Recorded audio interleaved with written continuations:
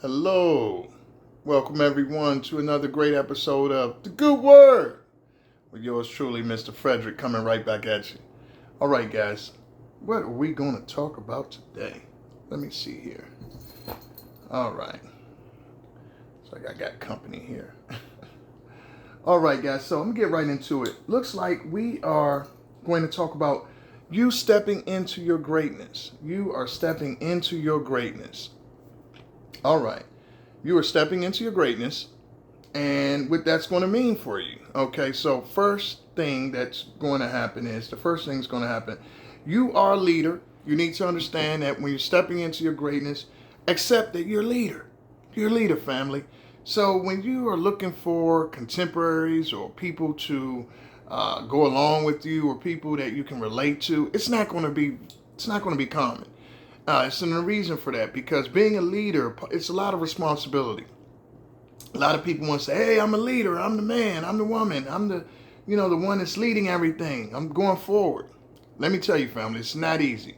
It's lonely at the top. Okay, so when you are leading anything, an organization, a business, I don't know how many of you guys have been business owners out there, or maybe if you play sports, you play point guard or you play quarterback.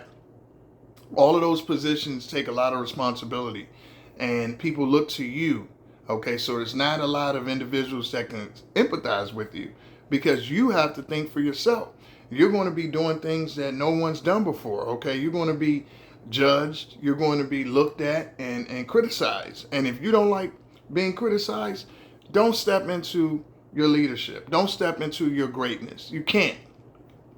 It's part of being great is being able to take the criticism, being able to stay focused, and eat the meat, throw away the bone. Okay, so understand that it's not going to be a lot of contemporaries. You're unique, and embrace that uniqueness. If you wouldn't be a leader if you were like everyone else, because they could find whatever you offer everywhere. It's just like the economy. Okay, any product or good that you have, a service that you can find anywhere, the price goes down. It's not as special. You can't get it for the low. You get it for the cheap. Okay, guys. All right, next is going to be when you step into your greatness, you silence a lot of haters. A lot of haters, a lot of liars, a lot of, people who try to steal your ideas. A lot of people try to mischaracterize you or label you as something, just they look ridiculous. You're going to see that they look ridiculous. You silence them. And every time they speak up, they're going to look even more foolish, because when you step into greatness, your deeds show everything that you're doing, everything, how you improve your life, who you keep around you, cutting off certain toxic, dysfunctional individuals that years ago you might have interpreted that as trying to stay loyal to people who weren't good for you or who were just completely bad people. You're not doing that any longer, family. When you're stepping into greatness, you have no room for that.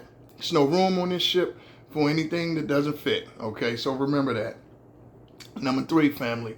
You have a new mindset, okay? You have a renewed mind in the Lord because when you're stepping into greatness of doing anything, your mindset of the old doesn't fit what you have now. I think it was Les Brown.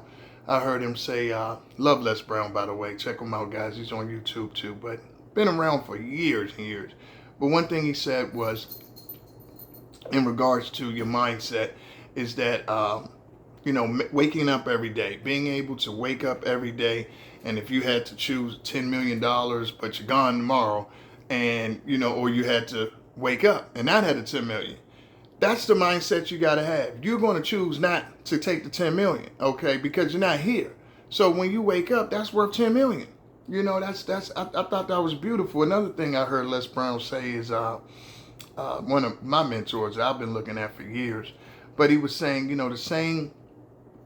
the breathtaking, same things that you do to take your breath away, are going to be the breath that you need to use, okay, to use and actually move forward and propel yourself in life. That same breath is breathtaking, but it's the same breath that you're using to go forward and do what you have to do.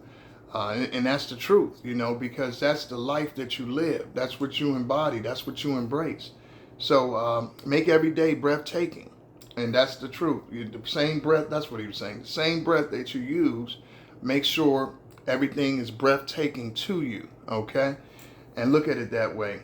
So have a renewed mind and make things breathtaking moments. Make your moments count. All of them should count, okay? Because you're using your breath as you live, as you breathe.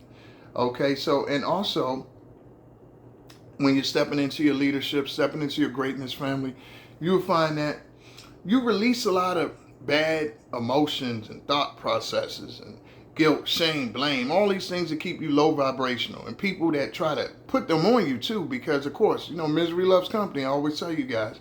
So you're always going to have individuals around you that, you might have haven't discarded at this point, but for whatever reason, if you notice that they bring these emotions about, don't be around these people, family, because you can't have all of that stuff. That's no good for you.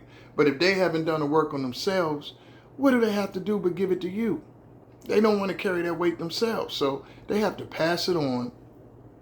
And you don't have time for that, because when you're a leader, you're leading. You need to shed that weight. You need to move forward and propel yourself, and you're propelling others, and others are watching you, okay? Others are watching you. So what you got to understand is that when people are watching you, you have to be your best. And the Lord didn't prepare you to not be your best. That's what he wanted. He wanted you to be your best. That's why he put you in that position, family. Okay, that's why he cleared you. That's why you were able to transform when other people didn't. Your old mindset, you couldn't be your best self. You couldn't be the best version of you. You couldn't step into your greatness the way you were. There's no way. And that's why you didn't. Every time you did, you found yourself falling back, or you found yourself falling short. Just not having the right completion of mindset and body and spirit. Okay? And last but not least, family, you trust God completely.